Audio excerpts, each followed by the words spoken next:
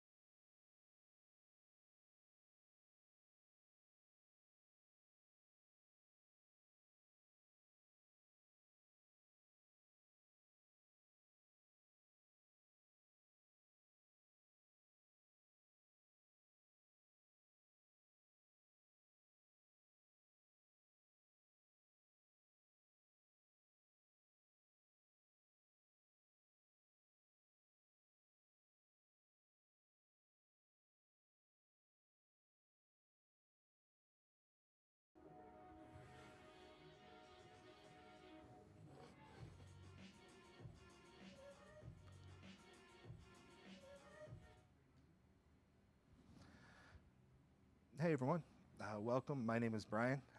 I am the course director for audio production, listening skills for audio professionals. With me today for this town hall, I'd like to welcome Samuel Greene. He is the director of product and customer service for Zoom North America.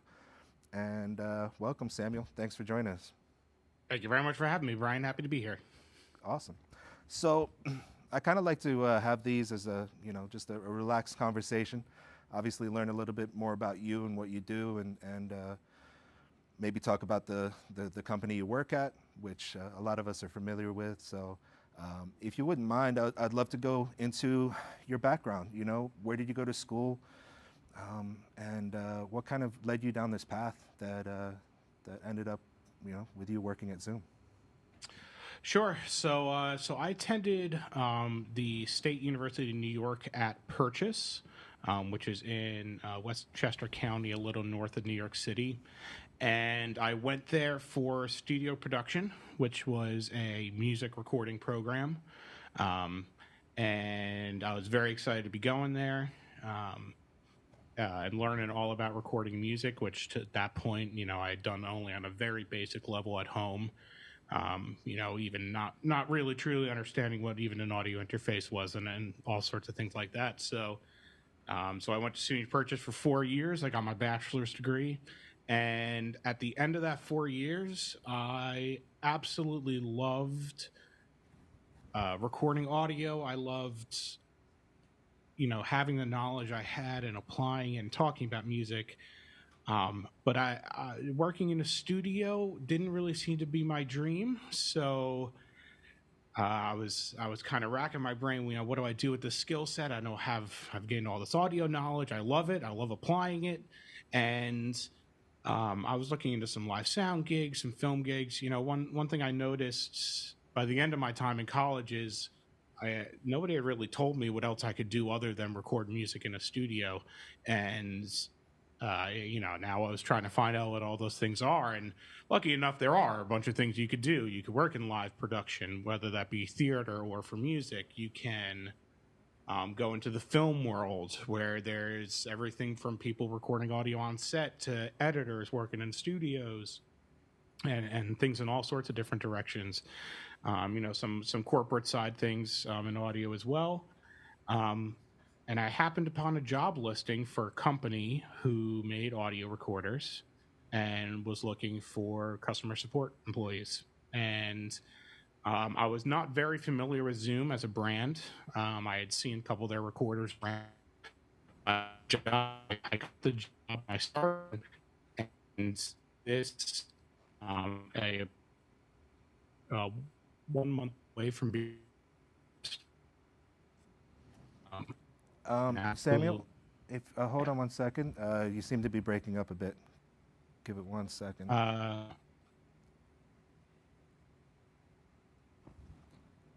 Check once. Can you hear me? I can do. Video seems to be coming out. Oh, there you are. Check. Yeah, there. Perfect. All right. Awesome. Sorry about that. Just one no of those problem. things, right? So I've been at Zoom fast approaching 11 years now. Wow, nice. And my title has changed since then a couple times. And so basically what I do at Zoom is I know everything about our products, and that's applied in multiple areas. One is in customer support, helping our customers, making sure that their products are working and figuring out problems as they come up in that area. But then also we have got a sales team who talks to dealers who sell our products. I go and I do trainings for those dealers. I jump into any meeting where some product knowledge is needed to be applied to help sales and whatever they need to do. And then there's marketing. Every time a new product comes in, we have to create video for it. We have to create a whole web presentation for it, and learning about the products and figuring out how to take that knowledge and express it in the best way. What good is a feature if customers don't know that the feature is there or understand what it is.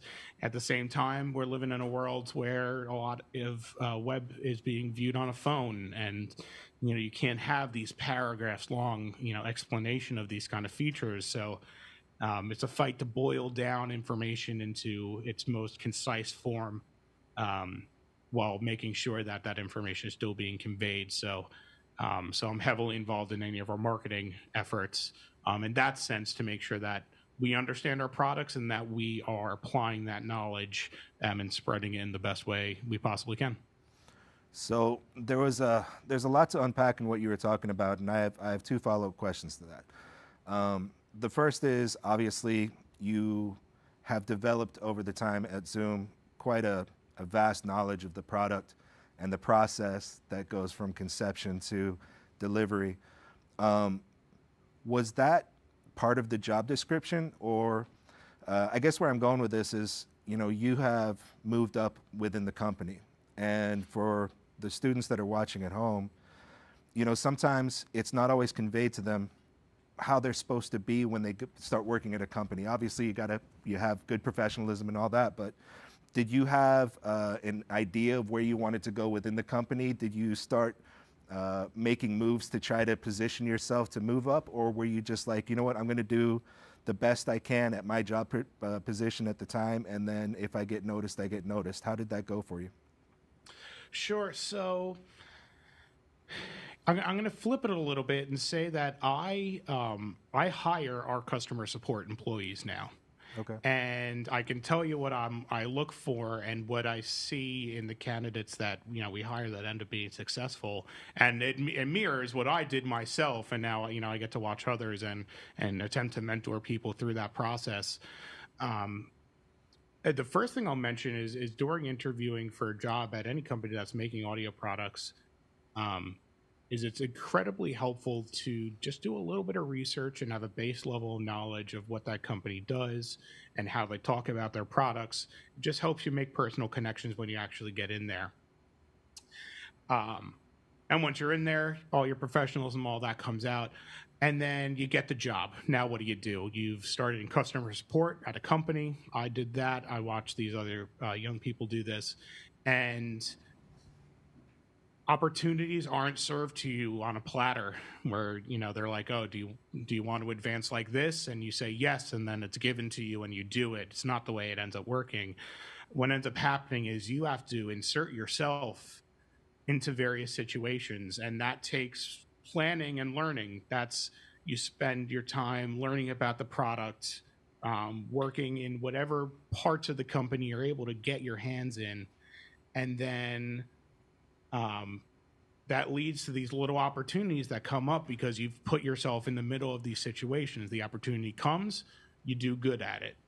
And then another opportunity comes and you do good at it. And sometimes, a line of those opportunities ends and you need to find the next opportunity to kind of prove yourself.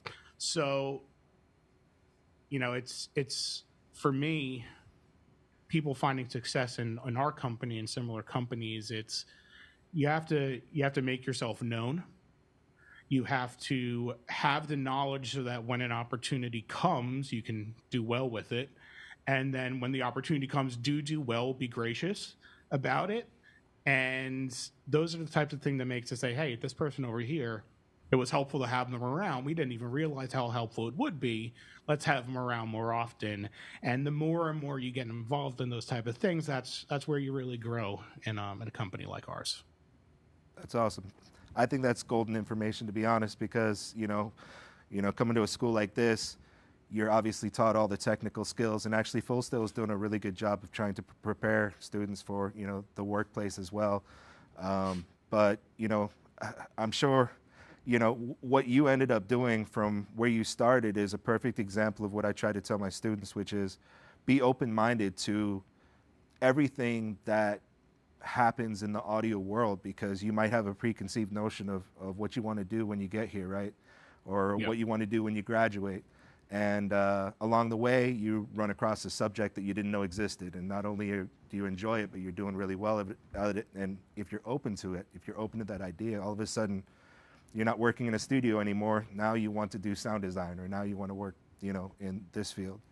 And I think that, Absolutely. yeah, knowing what you didn't want to do kind of led you to search for something that resonated well with you. And it seems like you fell into the perfect position, which is awesome. Yeah, that is totally true, and I feel lucky that I did. And you said exactly right. It was because I had an open mind to try to find some opportunities that, I don't have any sort of regularly scheduled. Oh, I get to record music now. I love recording music, but it's not something I have in my daily schedule of work. And that it doesn't change how much I love my job, and I still get to apply all that knowledge I have. The other thing I'll say is this: when I interview candidates, I ask a few tech questions. What is mid-side recording? What is bit depth? And they're questions I don't necessarily expect perfect answers to. In fact, not knowing the answer at all to those questions is not a deal breaker for getting the job.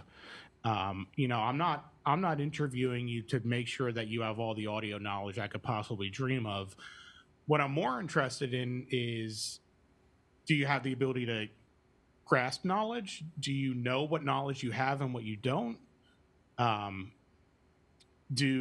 are you able to take a question you don't have an answer to and graciously to or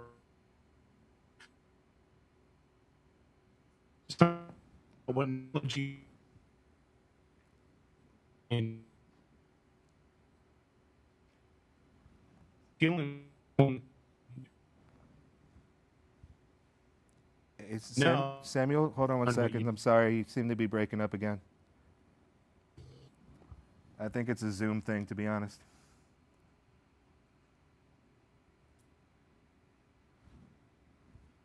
Let's let it catch up for a second.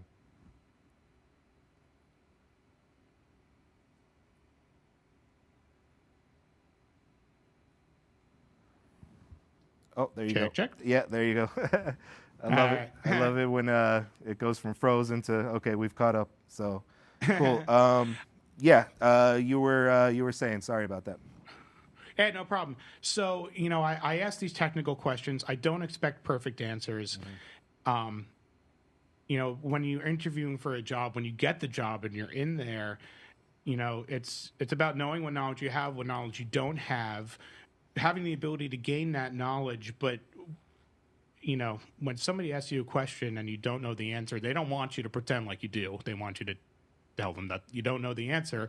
Maybe you could follow that up with, but I know how to find out that answer, and I will find out that answer. And that's the effort and the drive part that is way more enticing to a manager who is seeing somebody in their office. That drive, that they're going to be the ones that are going to solve this problem. They're going to be the ones that are going to find the answer. That is the person you want around, more so than the person you think probably has all the answers all the time. Yeah, I mean, just as a teacher, I have students that run the spectrum from, highly motivated that will go out and search for their own answers, to ones that aren't maybe as motivated, but, are very intelligent, very smart, and make do with what they have. For the motivated students, I'm sure they have gone out and they've done research on all of the gear that they have in their LaunchBox. And obviously they get a Zoom recorder as well. They would have this information, but for the ones that don't, can you give me a little bit of Zoom's history? How did they come to be? And, a little bit of background on the company would be great. Sure. So Zoom is a brand that was founded in Tokyo in the 80s. And in the 80s into the 90s, Zoom made guitar effects processors exclusively. And in the 2000s, we started making some audio recorders, some tabletop audio recorders. And then we came out with a product called the H4 and the H2. And those are the first two products in our handheld audio recorder line. And in general, handheld audio recorders is a portable, battery-powered audio recorder. Sometimes has mics built on. Sometimes it has inputs to plug in your own mics. But it's meant to be able to be brought anywhere to record audio. And we design those products for musicians exclusively. The H4 was replaced by the H4n. It had multi-tracking, it had guitar effects built in, all that kind of stuff. And, you know, sales of the product were good. We're really happy with it. And we began to realize that more than half the people using the H4n were not musicians. And who were they? They were videographers. The DSLR craze had started, and cameras were being bought up all over the place. Content creation was, you know, not in its infancy, but it was really ratcheting up. You know, everyone wanted to make a YouTube video. Everyone, a little early for podcasts, but you know, everyone wanted to make web content. They had these DSLR cameras. They needed audio recorders, and they were turned to what they could, which was a Zoom recorder. So then we think, okay, what if we actually made this product for videographers? What if we thought about what features they might want? And, you know, it's always a theme in product development is, you know, you want to make products for, you want to know the customers you're making them for, you want to understand those customers and what kind of features they would want and how they're implemented. The placement of a screen on a product could have huge implications on how well it works for certain customers or not. So you have to know the customer you're trying to sell to. So we came out with our H6. It had these individual gain knobs so that you could change quickly, which was really important to audio for video people. It had a second output so you can go out to a camera and also listen on headphones. So all these kind of features started going in. So we really expanded our audio recording line to a few different models. And in this time, Zoom has made, you know, cameras that have really nice microphones built on. It's got the L series digital mixers that can record individual tracks while mixing a whole live show. And so we have a few, you know, we expanded our product selection, and it was maybe 2017, 2018, maybe.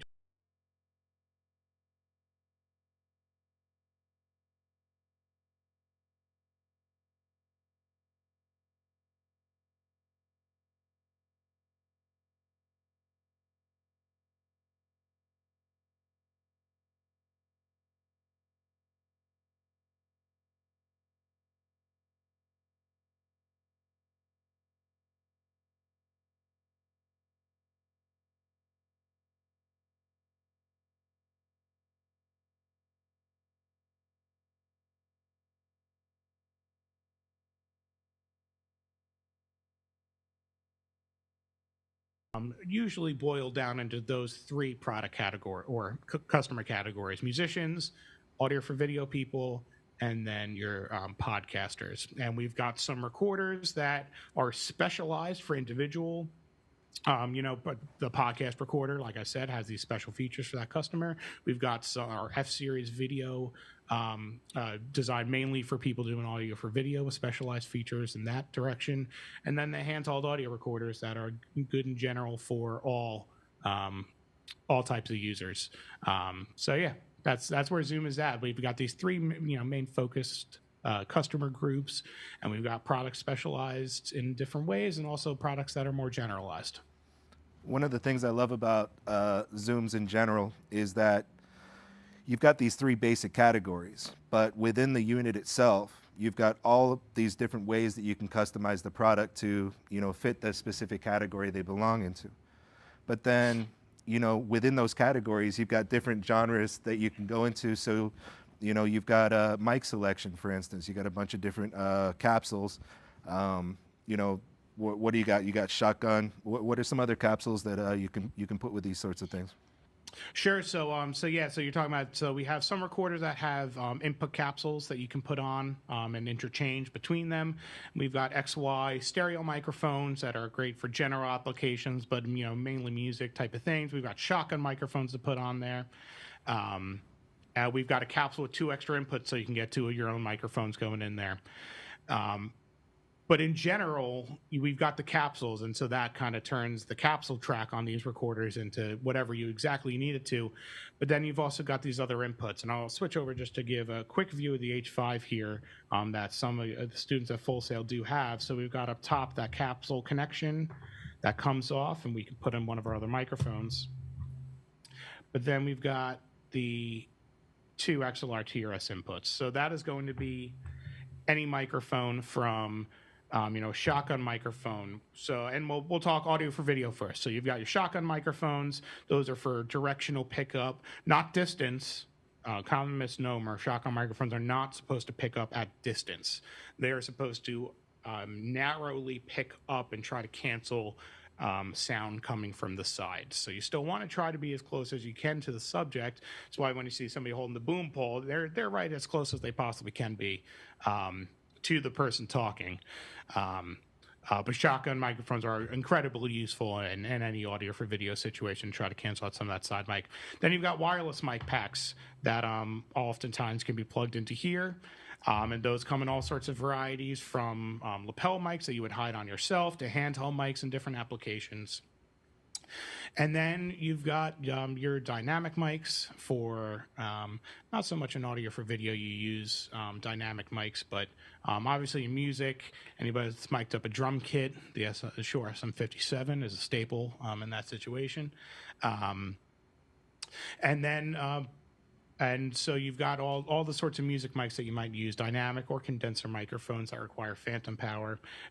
Most of our handheld audio recorders can provide phantom power, and that's really the only thing you need to know about condenser mics, but are usually a lot more sensitive. So you want to apply them in the correct situation, meaning, on a snare drum, condenser mic might be a little heavy, might pick up a little too much of the other drums around it. We chose a dynamic mic in that situation because it better isolates that one sound. And so when we're going to mix, we have this more isolated snare sound that we can mix. So it's kind of nice having sorry, I was going to say, it's kind of nice being able to have a little mini mic locker, within your own little, personal recorder ecosystem. So that's kind of nice. And then the other mic type I'll put out that I'm actually, so the mic I'm using right now is called the Zoom ZDM1, and it's a dynamic broadcast style microphone. And anybody that's been watching podcasts or recording podcasts knows that, there's been a lot of these kind of microphones that have come out, the Shure SM7B and the EV-RE20, where the classic radio mics that have been around for a long time. And a lot of podcasters are still using those ones, but there have been a lot of them that have come out from other companies in the last few years, and including, this one from us. So broadcast mics for podcasting are a big one for mic lockers these days, because it seems like everyone does want to record a podcast.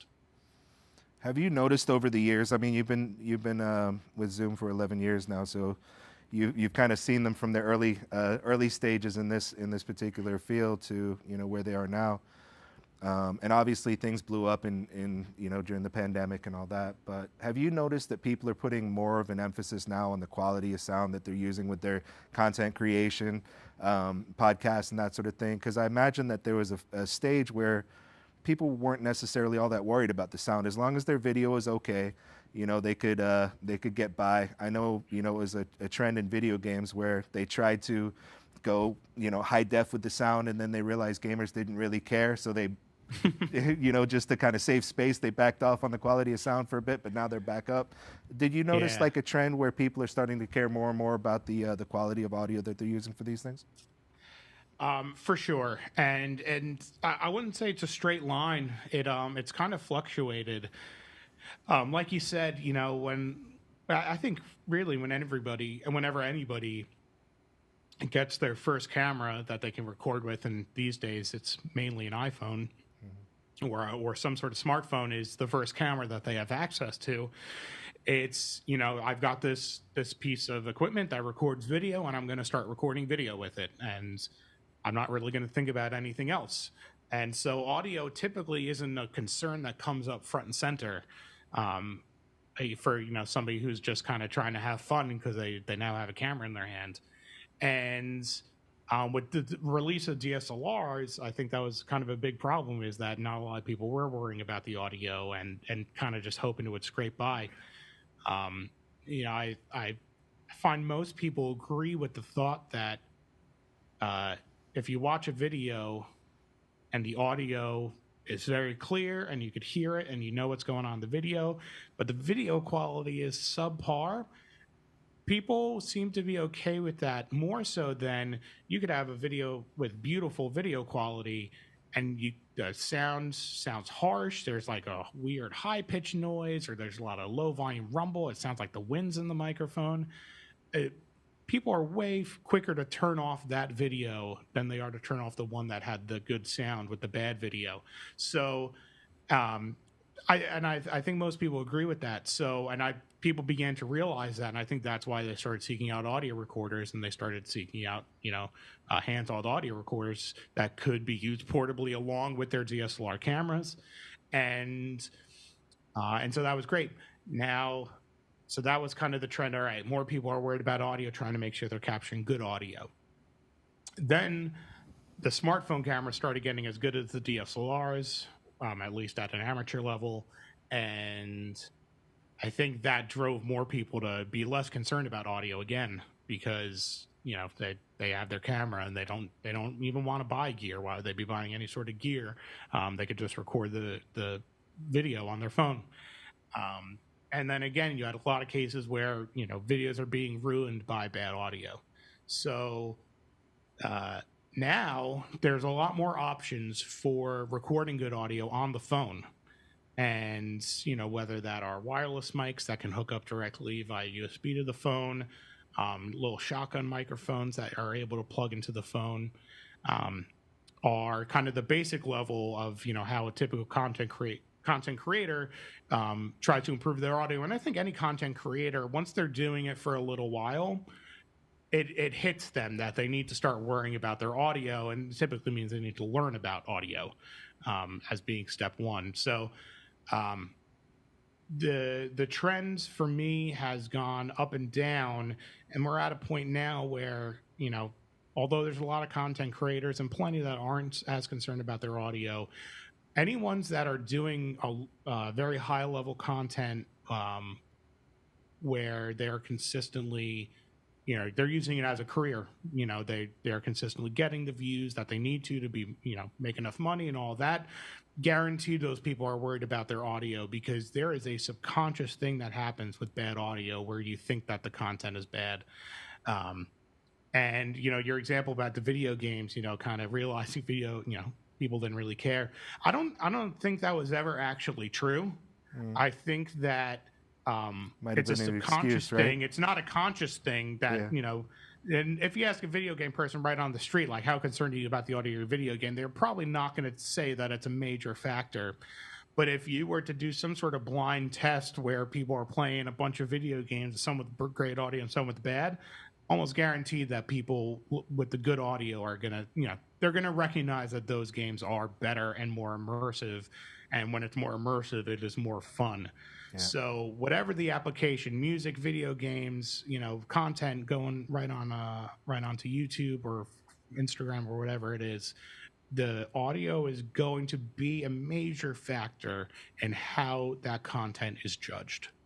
Yeah, I agree. I think there's something interesting that you said there about people are a lot more forgiving with bad video with good audio than good video and bad audio. There's a visceral reaction that we get, to bad audio, like nails on a chalkboard. I'm trying to think. I'm sure there are visual equivalents of nails on a chalkboard. What? I don't think there is. What do you ever see that makes you cringe from quality? I accidentally clicked on a link one time and it was it was awful. But yeah. As far as the quality is concerned, yeah, it's no. You'll physically recoil at bad sounds getting into your ear. That's the reaction a human would have to a bad sound like that. You don't do that with video. That's not a thing. Yeah.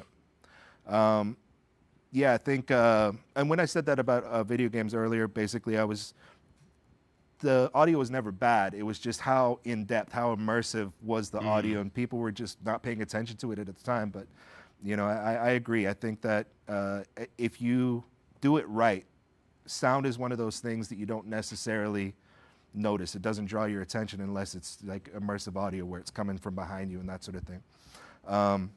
I think what I would love to do is to wrap this up, get an idea from you, like where do you see Zoom heading in the future?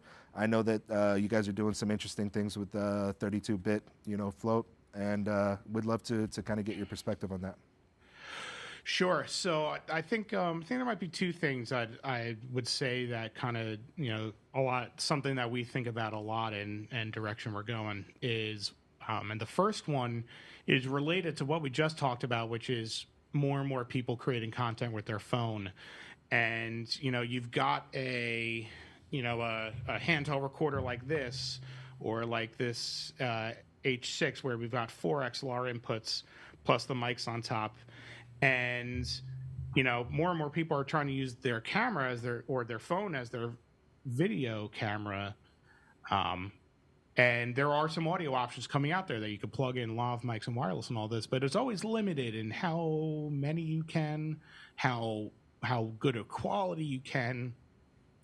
And so a lot of our recorders act as audio interfaces with iOS and Android phones, and this is something they've done for a while, but something we're thinking about more and thinking, is there a better way to actually implement features like this? Is, if you're doing the video on your phone, why you could use a handheld audio recorder with 4 XLR inputs and have a shotgun mic and 3 wireless mics with absolutely sensational quality going into the phone without the need to even edit it afterwards. It could be recorded right on the video, or you could be streaming live with the phone. And so, as much as, you could say, well, a separate camera is always going to be better quality. The fact is, we will need to follow content creators and how they're trying to create. It's something, we went through the history of the company. It's a history of listening to how customers are wanting to use the product and then adapting to those ways. And so we think a lot about how these recorders can be used and integrated with phones being, your video source, because that is the video source a lot of people are using. So that's one thing. The other is what you just mentioned there, which is 32-bit float audio. And I'll go a little technical here because this is the future to us as far as the technicals and the logistics of recording audio. And so I'll start with, right now, probably anybody recording audio is recording in 24-bit, maybe 16-bit as their bit depth. And 24-bit records incredible sounding audio. There is no denying that. And so, why would you ever even really go up from there if the audio is that good? So we've been putting 32-bit float systems into our recorders, starting with some of our professional recorders, like an F6, and this is designed mainly for film use. And we put it in there because the one thing that, especially audio for video people, were dealing with was, all right, we've got people on set. They're going from whispering to shouting and back again and everywhere in between. Or there's a regular conversation happening and then everyone starts bursting out laughing. And in those cases, it's up to an audio engineer sitting at the recorder to be able to adjust the gain to make sure that the signal isn't getting too hot.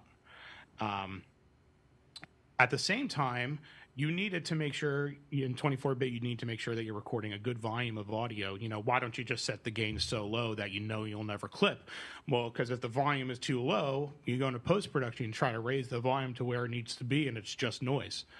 And that is because in 24-bit, each of those bits is an individual bit depth, actually. So high volumes are processed closer to actually 24-bit, and low volumes are processed at closer to 8-bit, which is not good quality audio.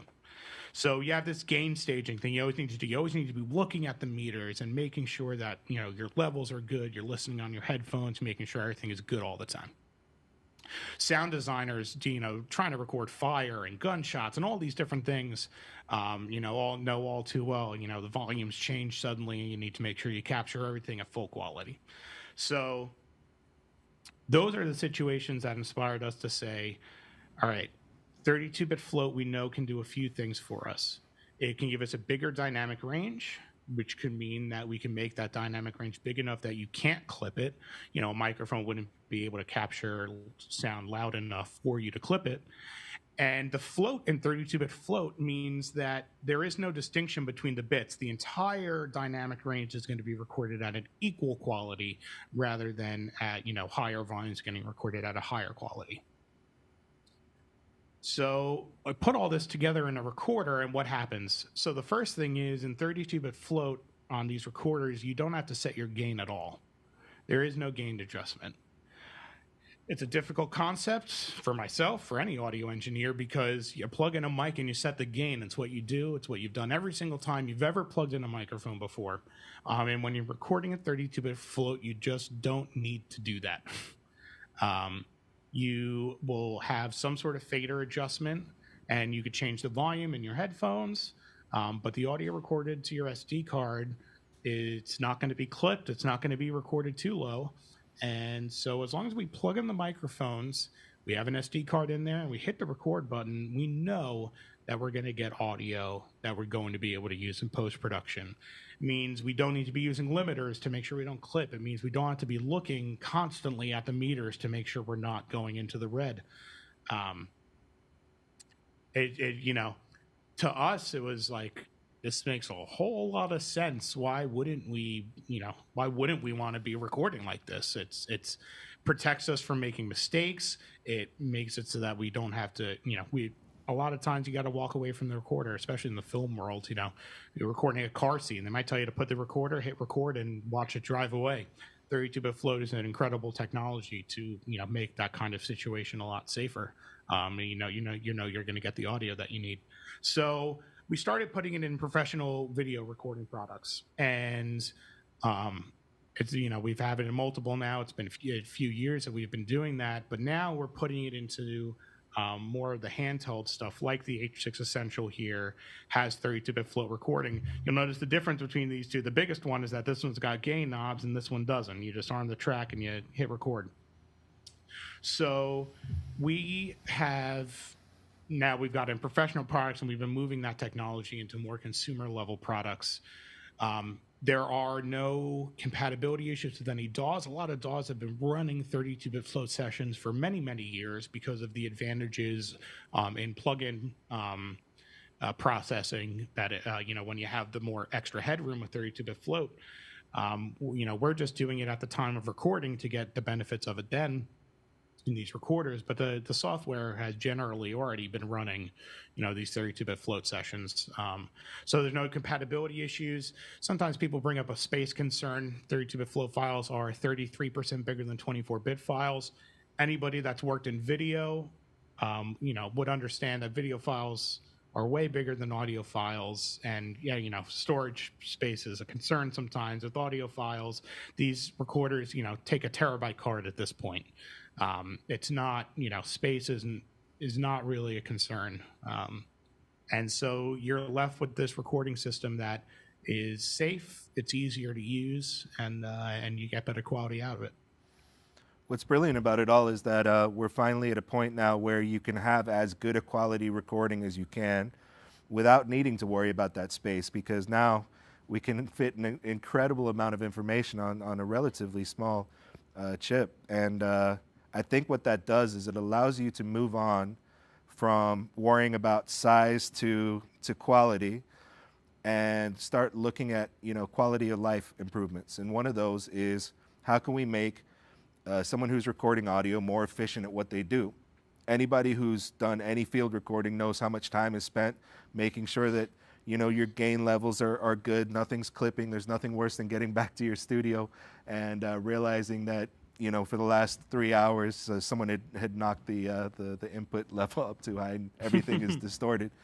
I imagine when you're doing some heavy volume recording, like let's say you're trying to create a sound library, not having to worry about that, just being able to hit record and, there's something nice, there's something cool, allows you to be so much more efficient at what you're doing. The workflow has increased by a significant number. So that's it's really kind of interesting that's a focus of yours, because you would think it would just be quality or just getting the size of the recording down or whatever the case may be. But now you can concentrate on something different. Right, that's the natural thing you think. Right, it's always fighting for quality. rather than fighting for a better recorder. And better recorder doesn't necessarily mean just that you've made the audio sound better. And the other thing I'll say is, I've had some, I'll say, members of the old guard who, don't like the thought of a technology like that making things, as they say, too easy to do. And I couldn't disagree with that thought process more. It's useful for everybody from beginner to expert, in different ways for those different people, but it's still an advantage for both. And especially for the expert, there's other things you're worried about: mic placement, your environment. Afterwards, you've got to organize and edit all this stuff. You wouldn't want to save a little time on the recording part of it because you got all this other stuff to do. That thought process is, to me, not a good one to have in this field. You always want to be fighting for good quality. You always want to be fighting for efficiency, and you should be looking constantly for the tools that are going to make those two things happen. And when one shows up, don't reject it. Be the one to embrace it, and and then someday, you're going to be the one with the more knowledge about that. So embracing new technology, to me, it's so easy to lose that and think like, no, I've spent years doing it this way and I've perfected it and I'm really good at it. And if a change comes around, you don't want to fight the change. You want to be with the change, and if anything, lead the charge towards the change, because you were the top dog. You want to keep on being the top dog, so you gotta keep up with the technology and embrace it whenever it comes. I suppose an analogous scenario would be when automatic transmissions came into to vogue, right? People who loved the idea of changing gears and felt more connected to their car, all of a sudden it was doing it for them. That's ridiculous. But if you think about it, it's a little bit safer. It's not that much, more boring, but it's just I don't know, it's just different. And being a first adopter, I think there's something important there. There's an important lesson in that, being open to change and being open to the idea of trying something new allows you to be at that forefront so that you're always in demand. If you're set in your ways, I mean, obviously there are going to be people who are stuck in their ways that are really good at their job and really good at what they do. They'll always be in demand. But if you are, constantly trying out new things and increasing your knowledge base with regard to that, I think that's going to open up more opportunities for you in the long run as well. So. No questions asked. Got to keep the mind open. When something new comes around that needs to be learned, you learn it. You want to have all the knowledge, and never fight knowledge that could come in handy. Yeah, and I think the fact that we've got students in the audience listening to that, I think, is incredibly important. So, but I guess what I would love to do now, obviously, I want you to be able to say everything that you want to say about Zoom and maybe your role in there. Is there anything that you would like to tell the audience that we didn't get a chance to talk about today? No, it's interesting. This whole conversation has been topics that are top of mind for me all the time. Whether it's the new technology stuff or being a manager of people at our company, thinking about how to be successful in companies. I guess I'll kind of just summarize with, things are always changing. I've been at this company for 11 years, and it's, I don't do any of the same things I did 11 years ago. And I remember back when I was recording, every, 5 times a week I was in a studio back in college. I remember a new mic would come in to the mic locker, and I'd be like, oh, I got to try that mic out. And everyone would be like, no, I always record my trumpet with this microphone. And for me, it was always I'm going to try this other microphone and see what happens. And it's great to have like permanent set ways of doing things that are going to guarantee great results. And you want to have standards and procedures that you follow, in business and recording, in life, whatever it is. But the more time goes on, the more I notice is that it's that open mind mentality is how you end up progressing, whether it's in product development, whether it's in, you know, your job for a company, whether it's in recording audio. It's stagnation is never a long-term recipe for success. You've got to keep your ears open. You got to keep your mind open, and and be prepared for every opportunity, but also see the opportunities when they come and take them. I went philosophical with that answer. No, I love it. I'm, you know, it's a message that resonates with me, so I appreciate you saying that. But Samuel, look, I really want to thank you for, you know, taking the time to be with us today, telling us about Zoom, telling us about your life, your road leading up to where you're at now.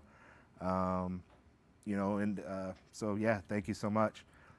And right on. So excited to be here. And actually, I will be down at Full Sail for the Tech Expo during the Hall of Fame week in May. Oh, amazing! So come on by the Zoom table and come say hi. Perfect. Yeah, we'll keep in contact. And for those of you guys watching at home, if you like this sort of content, these town halls are run on the fourth Monday of every month. And I'd like to thank the AVT crew for putting on a really professional production. So thanks, guys. You are appreciated. So that's it from me. Hope you all have a wonderful week. Take care.